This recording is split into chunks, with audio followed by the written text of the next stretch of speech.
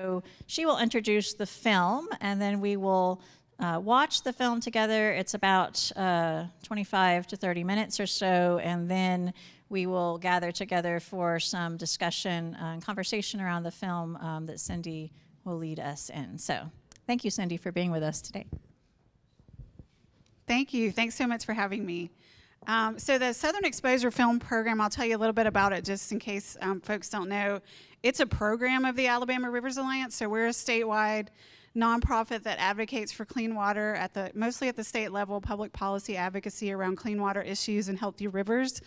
And we sustain and support a network of all the local watershed-based organizations and community-based organizations that are interested in water issues around the state. So River Keepers, Cahaba River Society, all those folks are kind of part of our network. We try to keep everyone communicating with each other, supported, and moving in the same direction when we have common issues that we're working on. So the Southern Exposure Film Program was originally created by the Southern Environmental Law Center. And it's a film fellowship program that brings fellows to Alabama, 4 fellows a summer to Alabama to live here and make these wonderful short documentary films. And they learn from our partner in the program, Michelle Foreman from UAB, who's the film director of the film program at UAB. This program would not be possible without her. And so it's a really great way for us to showcase Alabama to the rest of the country through these filmmakers' eyes, but also to use these films for advocacy. It's why they're free online once they're made. We want people to show them all around the state to educate and engage people in all of the beautiful places that we have in Alabama, but also some of the challenges that we're facing for our environment. And we took the program over from the Southern Environmental Law Center in 2018. They just decided they were they had done it for 5 years and sort of run its course, and we were like, we love it, can we take it? And they said yes. So, and our specialty is kind of the distribution of the films because we have such a large network around the state. So we're really excited to show them wherever and whenever folks want to see, so thank you for being interested. This film we're watching today was created in the summer of 2021, and I should say too, the fellows are only here for 6 weeks in the summer. So they get we decide on the issues with all of our partners in our network earlier. They get sort of their issue in hand a few weeks before they come. They do some research. We give them some contacts, and they hit the ground running. And they do all of the filming and a lot of the production during the 6 weeks. And then when they go home, there's still some final editing left that happens when they go home. But generally, it's a tight schedule, and they're very talented, and they help each other. Each fellow helps each other, but each fellow creates the film that is their issue topic. So the wastewater film is a very pertinent issue for Alabama. I don't know if you guys have followed some of the news items around the Black Belt issues and around the wastewater. With all the flooding that we have, the wastewater spills, you'll learn the issue in the film, so I won't go into that. But it's very pertinent and timely for things that are going on right now. So I look forward to talking to you afterwards about and hearing your questions and sharing with you some of the actions that are happening now that we're using this film to help advocate, and that have kind of that you can take action with us as well. So the film was created by Sarah Frank. She's actually from Chicago. And she's a great filmmaker, and I just can't even tell you how much these fellows do. They're usually fairly early in their career because we just pay them a small stipend and give them room and board while they're here. But she had to go out and make a lot of these contacts herself. Like, we saw a news article and said, oh my gosh, you need this in your film, and she runs to Montgomery and gets the city council member to talk to her. So they're just amazing young filmmakers, and they're going to go on to be I'm sure something special in the film industry. So we're lucky to have them and grow and learn with them in their process. And with that, I'll let you watch Wastewater, and then we'll talk after.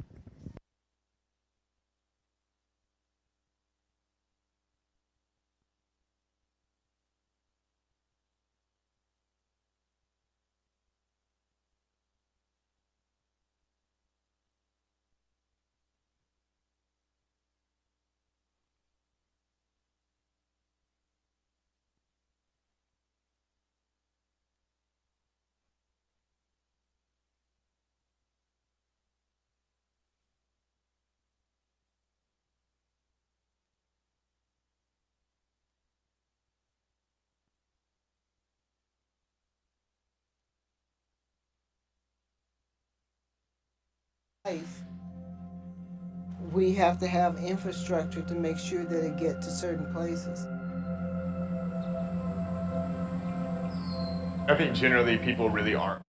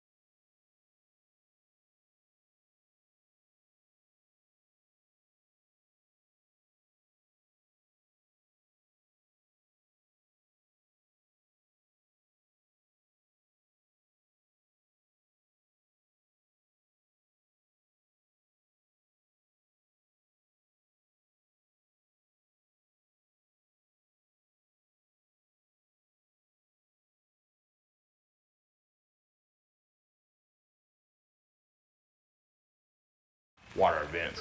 We're early in the hurricane season this year, and we already have a storm in the Gulf that's literally, closing down on us right now.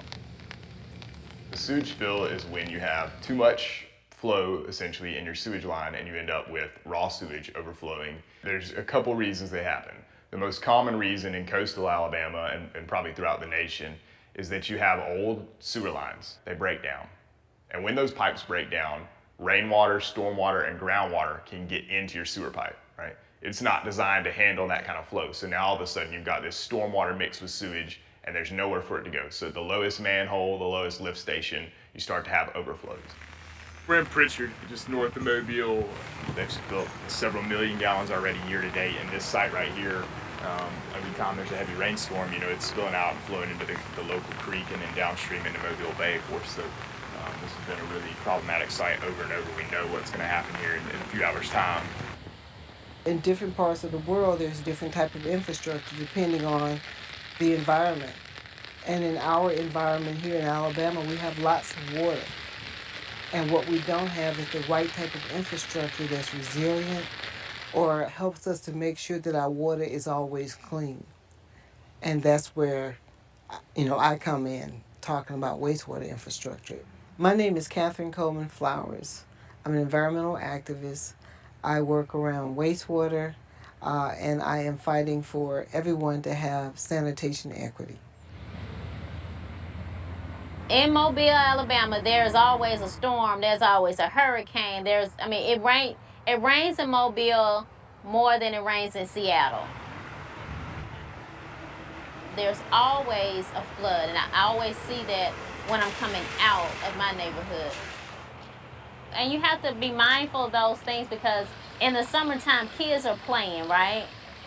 They may think, oh, I'm just going to splat in this water and, just not knowing that it's harmful.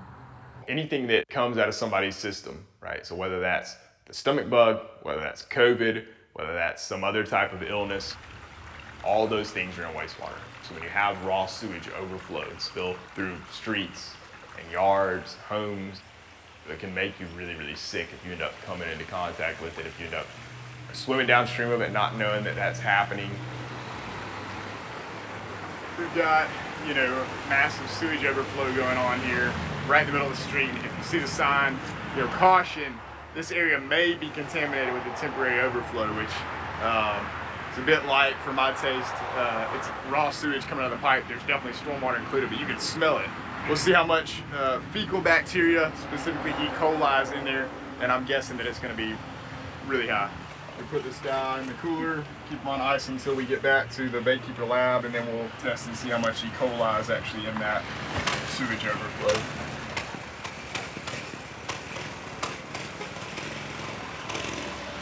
And then we have to take into account climate change. When the water tables are rising, the sea levels are rising, all that's a part of climate change. The infrastructure is not prepared for that. We are seeing examples of impacts. All 67 counties in the state of Alabama. And then you leave this state and go across the country, we're seeing the same thing. We're seeing them in places like in North Carolina where the septic systems are contaminating the drinking water. In Alaska, the melting permafrost is actually exposing the infrastructure, whether it's in Texas, Louisiana. In Florida, they're having fish kills and algae blooms more often now. So that's going to become more common throughout if we don't build more resilient infrastructure. But a lot of these EJ communities, a lot of these communities that we've been talking about, have never gotten the infrastructure in the first place.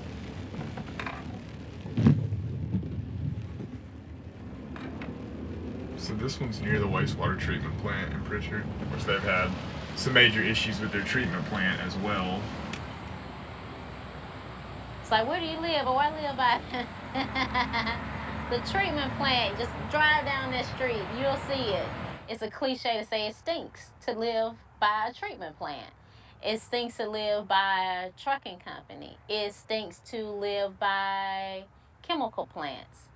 And I've lived through this all of my life. I just thought that all neighborhoods had these type of things in their neighborhood, but that's not true. I live in Pritchard. I've been living in Africa Town all my life, and we have been struggling with environmental issues. Africa Town is the home of the last documented slave ship, the Clotilda. I am a direct descendant of 2 of the survivors of the Clotilda. And what those brave enslaved Africans did, they formed their own community, which still stands today. You talk about how much some of this stuff costs in these communities, where are they going to get the resources and the funds to be able to pay for a massive overhaul of the treatment plant, and it's just it's just not there. So we got to think about how we make sure that communities that don't have the same amount of resources are equitably brought in to be able to have a chance at achieving those funding sources. A lot of these environmental issues, especially if we see areas closest to municipalities or within municipalities, comes out of racial covenants, where those were the only places where black people could live or where they could buy property. And they oftentimes were not able to get access to first-class infrastructure. We are in a 100-year floodplain. This is a low-lying area. When it rains a lot, that groundwater is going to back up into that septic tank and fill that septic tank up. And that groundwater continually flows backwards. So when the septic tank is filled, it's going to push all that sewage and everything else back up into your house. It's going to overflow. And it's going to overflow. You can't flush. So the only recourse you have is to pray that the rain stops and that the ground dries out and your water table can go down. That's the only recourse you got. Montgomery is located in central Alabama, the capital city, and a lot of history is here as it relates to both the Confederacy and the Civil Rights struggle. Montgomery at one point was one of the top slave trading posts in the United States. So Montgomery has a very dubious history. And if you look at Montgomery now, one would see that a lot of the communities, especially one of the oldest black communities in Montgomery, still own septic tanks. And the irony of it is that there is a sewer system here in this town, but these older black communities don't have access to it. I can knock on any of these doors down here and have somebody talk to you about it. People that I've met and they know me because I'm the representative that would just say it's horrible. They would just give you a whole story. I don't know if you got enough film for it on how horrible it is. It came up through each bathroom shower and just flooded each bathroom with sewage. You can smell the smell coming out. You can tell them about the overflow because they're going to be smelling. The water wouldn't flow through like they're supposed to, so we had to move those field lines and hire somebody to come out. The more we used the commode, the more it came up. I didn't know what was going on. I thought I had a leak. So we really need sewage out in this area. I think it's a bit of injustice when you have businesses, fast food restaurants who just come along 231 North, they are hooked up to the city sewer system, and they've only been there 2 or 3 years. These people have lived there 60 years or longer, and they're still begging to be hooked up to the sewer system. And even the middle-class communities, now those communities are suffering some disparities and so forth because of neglect of the infrastructure. So they have city sewer, they don't. Just like one house behind, like right here starts septic tanks. Of course, the city park does. That's a park right there. They have sewer. But all of these houses don't. I have a neighbor that just paid $20,000 for his system to be upgraded. I came to him and I said, hey, if I was able to get sewage today and you just paid $20,000, would you want to hook up?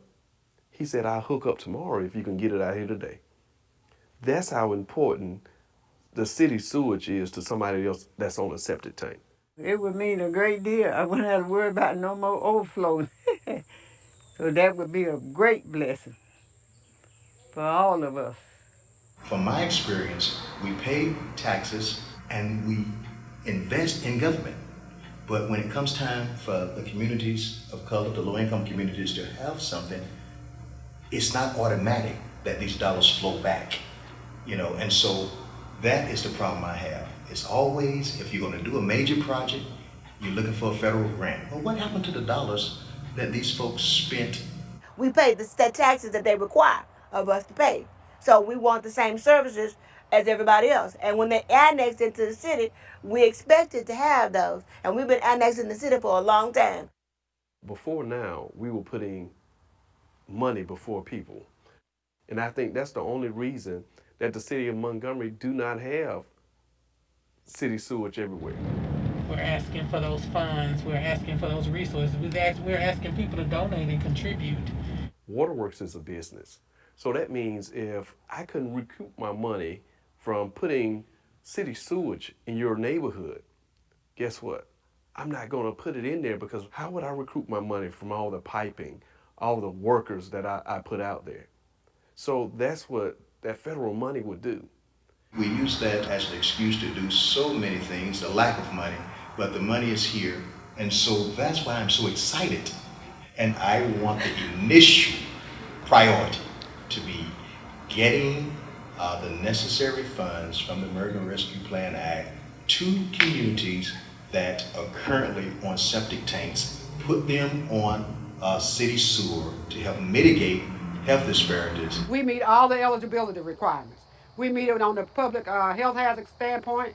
We meet it on the infrastructure standpoint. We meet it on the sewer and water standpoint. Good evening. Ma'am. We're here again to talk to you about the septic tank problem that we have in Madison Park here.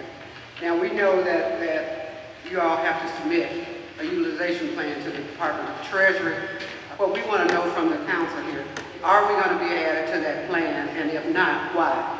And if so, when will work begin? You have a commitment from this council that is on the top of our priority list. That is the commitment from this council, because it's not just in your area, which I know you know that, but my area as well. So infrastructure like sewage is on top of our list. Okay, well, Councilor Graham and the rest of you all, just know that I will be here twice a month. I look forward to seeing you. Ms. Wright, have you got any commitment from Montgomery County Commission also? We're trying to partner with all the funds that we're getting to make an impact on Montgomery. So Commissioner Sankey says he supports us, and so does this property out here, like I said, most of it is family owned. This house here was my father's childhood, Jim Walter home. This is my mother and dad home. This is where we lived at. My great-granddaddy bought the land that we're on, and it's been family owned since the 1980s. And it's only 3 acres, but it's ours. And you want to keep it. Mm-hmm. They're kin to them. It's just all like a lot of family down here, but they all have taken very good care of their land and their homes, and they just have been battling for years to just change and come on to the city services. The citizens of Montgomery deserve to have a good life. And I just don't think being on septic gives you that quality of life that you deserve staying in the city of Montgomery in 2021. So Here we go. Let's get it done. Poking around through Mobile today, we're really not seeing many sewage spills, which is a great thing. You know, Moz has spent a lot of money over the last several years to try to tamp these sewage spills down and eliminate them. Moz is the Mobile Area Water and Sewer System. We provide both drinking water and wastewater services. We actually, Mobile Baykeepers sued Moz way back in 1998 under the Clean Water Act due to the sewage spills that were ongoing in Mobile. And it has been a long journey from there to where we are now, but we built a really great relationship with Moz. We all have a part to play in the community in regard to how we fit into the overall puzzle of water service, the environment, public health, and so forth.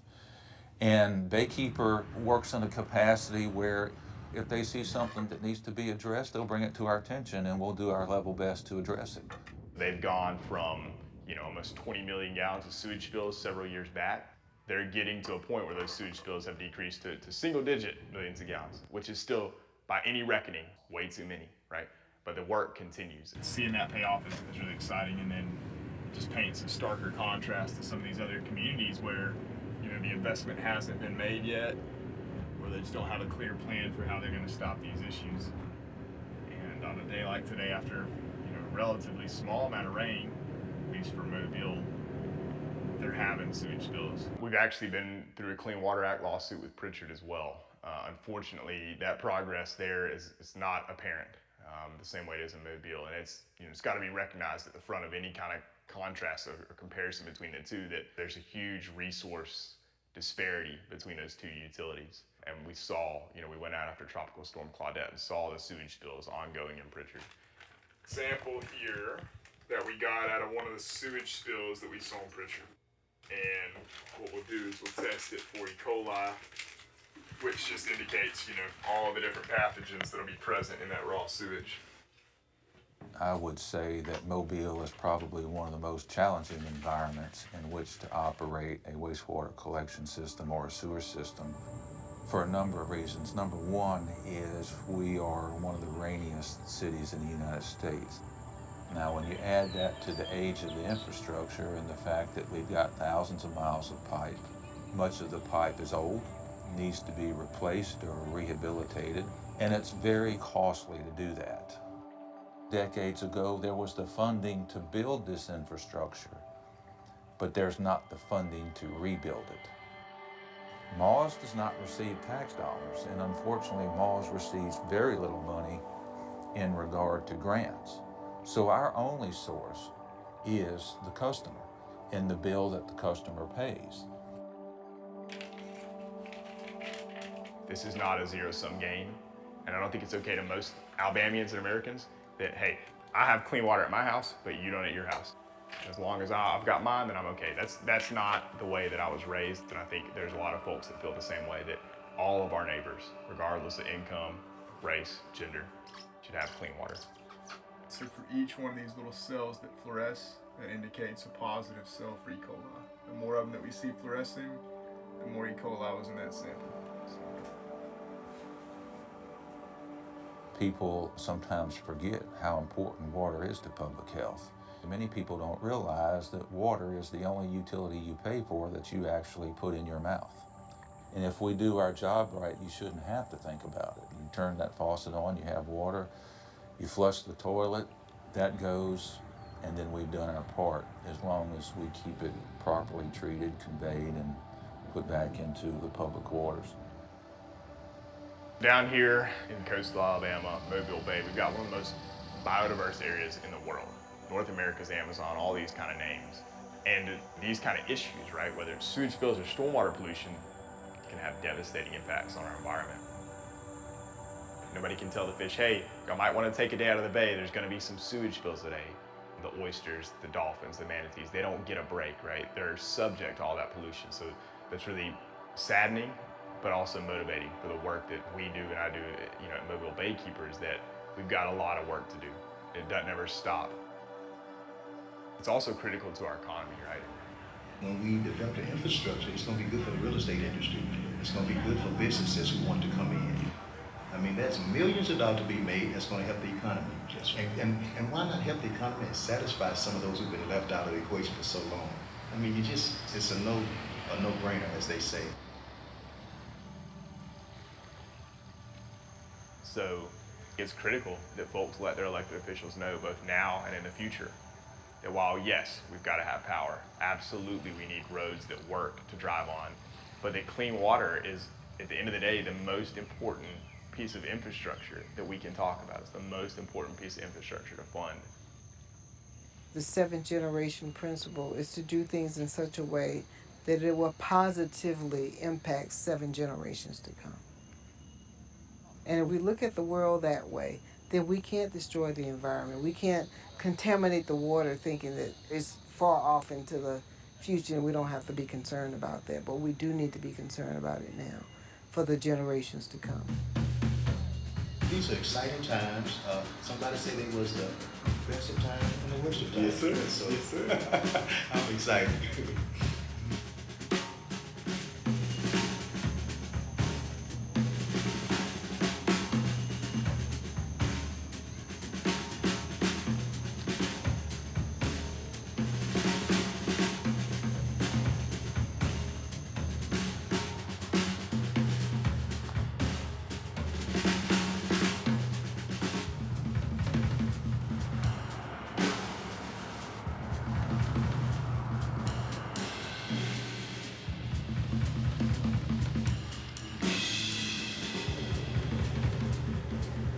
I learned through this program how important it is to read the credits because it takes a lot of work to make these films. So we love to leave those up until they're done.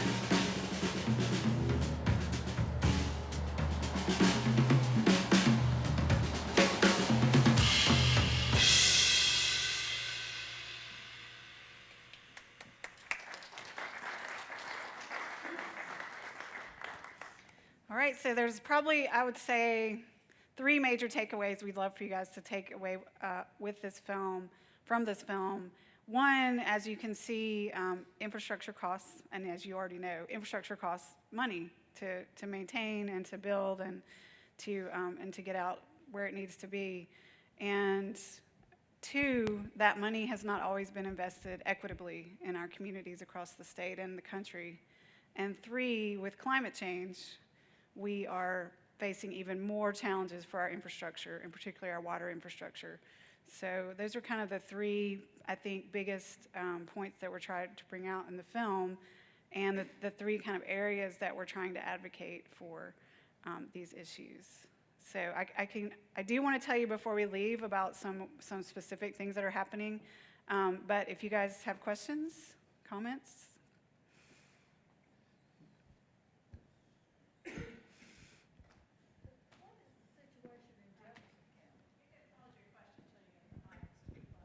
Oh, yep, there's a mic. Thank you.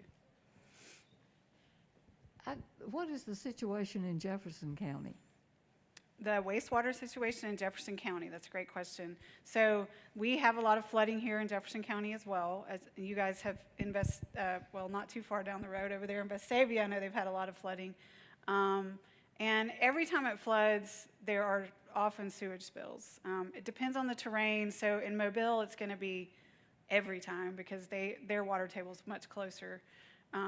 But usually when it floods, there are some sewage spills, and it's not that the sewer is like, it's just old infrastructure, and sometimes there's just too much water. But so there are sewage spills. Usually you'll see those from one of the riverkeeper groups. We'll put those on their website if there is one. But I can't give you specific numbers about how many millions of gallons. But if you go to Waterkeepers Alabama, is all the 8 river keepers in the state and the different watersheds, and they keep some up-to-date information. There's also a website that the Alabama Department of Environmental Management has that you can sign up to get notifications for your county, by your county, via email when there's a sewage spill. I'm not sure how immediate it is, but it does kind of help you get an idea of what's going on in your county. As far as, I'm sure there are, I don't know specific communities that are still on septic, like the one in Montgomery, but I have a strong feeling there are some in the Birmingham area that probably were just never given the infrastructure. And I know Mountain Brook is on septic. Yes, Mountain Brook is on septic too. So let me say this about septic, because this came out in this film as well. Septic is not bad within itself, right? It's not a bad idea. It actually was a great idea, particularly for places where centralized sewer just isn't effective, it isn't cost effective, and when people in the really rural areas, you can't run centralized sewer out to everybody. So septic is not inherently a bad idea. It is not great when you're in a flood area because it comes back up into your home, as they mentioned, and often in these communities that were redlined with discriminatory real estate policies, when that was happening, they're the ones that were relegated to the floodplains. That's where they could buy property, and so those communities have oftentimes not gotten, even though they're in the city limits or right next to the city limits of cities, and it would be fine or not too costly to get them hooked up. It just hasn't been done. The other thing I learned through this film was that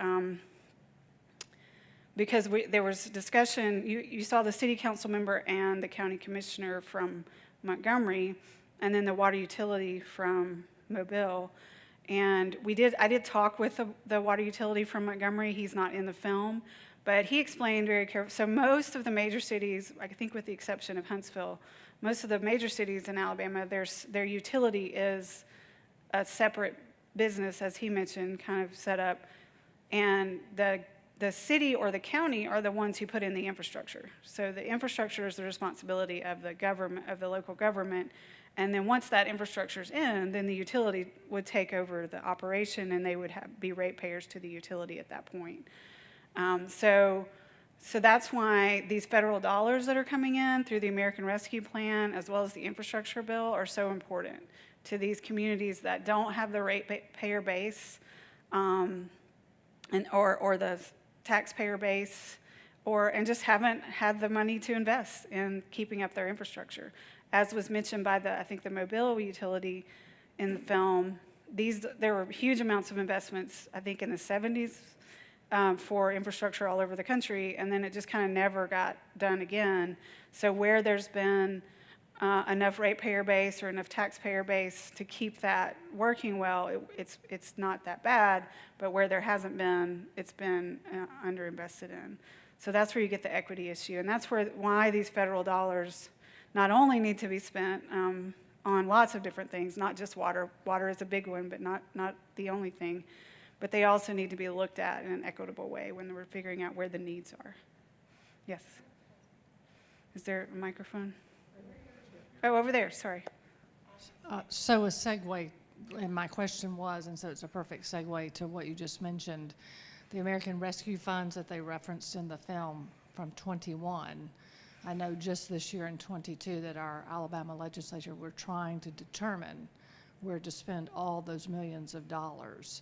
So my understanding that was voted on, or is any of that funding going toward this project that we just reviewed? So that's a great question. I feel like I have dropped the ball a little because I have not communicated with the folks in the film in Montgomery since the film, or the Mobile folks, but particularly the community in Montgomery that was advocating for they were advocating for the ones that their local government had already been given in 2021. And I have not heard from them since December. As of December, they had not been allocated yet. I need to reach back out to them and find out where they are with that. With regards to the legislature money that they just approved the expenditures for the American Rescue Plan in the special session. That was a couple of weeks ago. And there is money allocated to wastewater, to water, drinking water and wastewater in that. A good portion of it was allocated for that. And there were some specific set-asides for communities in the Black Belt, which they were not covered in this film. We couldn't cover everything, and we actually originally wanted to cover sort of the Black Belt issues and then some urban issues, but it was just a lot. So you probably, if you haven't seen the 60 Minutes piece with Catherine Flowers, I'd go home and Google Catherine Flowers 60 Minutes, it'll come up, where the Black Belt issues are mostly septic on-site issues, and it's compounded by the challenge of the geology that they have there, and of course all the poverty issues and all of that as well. But there's the soils and the geology don't allow the sewage of a traditional septic system, the process to work right, because it doesn't percolate the water. So all that stuff rises to the top, sits in people's yards. And then also people who either have had challenges or can't afford a system, just straight pipe into the ground, and that also rises to the top because of the challenges there. So there's a lot of folks working on technology and research and development to figure out what can work there that is affordable for communities in the Black Belt. So the University of Alabama is getting some of those ARPA funds for some of their pilot, or it's actually a consortium. I think it's University of Alabama, Auburn, and University of South Alabama, maybe West Alabama. I don't know who all's in the consortium, but some great minds looking at how can we design systems that will work and be affordable. So that they are getting some of that funding as well. Now, another piece of but I don't know specifically the community of Montgomery if they've gotten it, and I do need to find that out. But the more money that gets put out there, the more these communities will. So one of the things we're trying to do at the Rivers Alliance is talk with our partners across the state and with communities to try to track and figure out where this money is going, which is very hard because all the local governments got a little bit, and then the state got some, and the state's going to get another big chunk that they're going to have to vote on later this year. So trying to figure out what all, because usually some of it just gets distributed like to the universities or something, but some of it's going to go through programs like the Alabama Department of Environmental Management has state revolving loan funds that they've always had. That's a part of a program that's been there for a long time, that communities can apply for grants, low interest loans, I should say, for utility infrastructure upgrades. And those funds have typically been in the form of loans, but I think some of them are going to have to be grants now because of the way the federal government put the guidelines for these funds. So we're also hoping to meet with them at some point and try to understand what their program looks like. And that's where a lot of the infrastructure bill dollars will go, for water anyway, will go through some of those state revolving loans funds. So we're also kind of analyzing all the different streams of revenue through the infrastructure bill and how those will be allocated in different programs throughout the state. So it's a lot, but it's good because we need funding, right? If anybody loves research and has a lot of time on their hands and wants to help us analyze all this and track it, we would welcome a volunteer to do that. We don't have any money to pay you, but. So the other thing that I would like to say that we're working on is, so the ARPA funds that they allocated during the special session, there was a legislative oversight committee that I think that ended up getting passed along with that, which will be elected officials kind of overseeing that those funds get where they're supposed to go.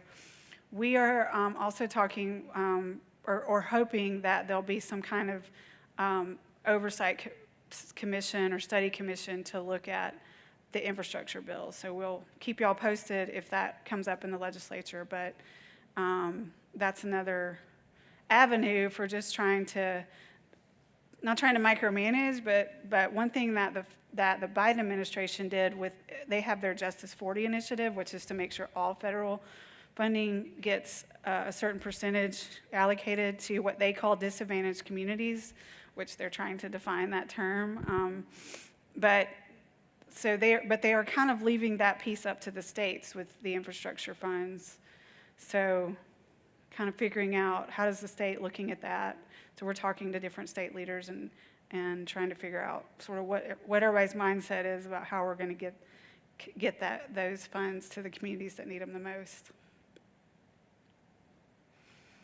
Any other questions? I have a question. Oh yeah, I'm sorry. It's hard for me to see the microphone, so feel free to yell at me. My question is more of a, I guess, engineering functional question.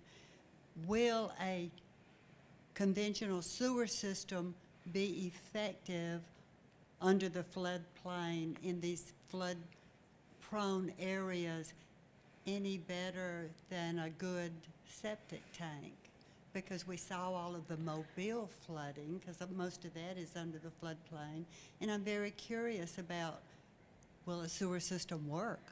Well, that's a great question, and I'm not a wastewater engineer, but I do, from what I understand, that community, like there's people, part of that community did get connected, or there's people right across the street that got connected. And so I think that if maintained properly, they will, it goes into the pipe, and the pipe takes it to, wherever their discharge, their treatment system is. And so I think if maintained properly, but I do think that that's a great point in that they have to build that with that in mind. So if they're in the building phase, and that's kind of, I think, what Catherine's really pointing to with the climate change issues is, when we rebuild or when we build new, we have to think about the different times we're in now and how, is flooding worse, or are we in a floodplain? And maybe it was always a floodplain, but they just didn't think about it back, sometimes we learn as we go. So I think building with that in mind is very important, but I don't know the engineering. I do think it will work better than septic, but the pipes may have to be bigger, they may have to be stronger in some way to make sure that that doesn't, because as long as water doesn't get in it, it should do what it's supposed to do, right? Should be okay. Any other questions? And obviously, sometimes people are like, well, why is a river group working on wastewater? But obviously, water quality. We end up talking about poop more than we ever thought we would in the clean water business, because water quality and all of that ends up getting back into our river systems, and a lot of that water comes from our river systems. So there's challenges on both ends of that, and it's a very important issue for keeping our water clean, so that we, as Kay, the Mobile Baykeeper, said, so we can recreate and not be concerned about our health and our children's health. And I'll just say we are a nonprofit. We'd love to have you as a member. You can go to our website, alabamarivers.org, and sign up for our email list to keep up with these issues and help us advocate, but also to become a member if you're not. And if you are, thank you for being one. And thanks for having me today.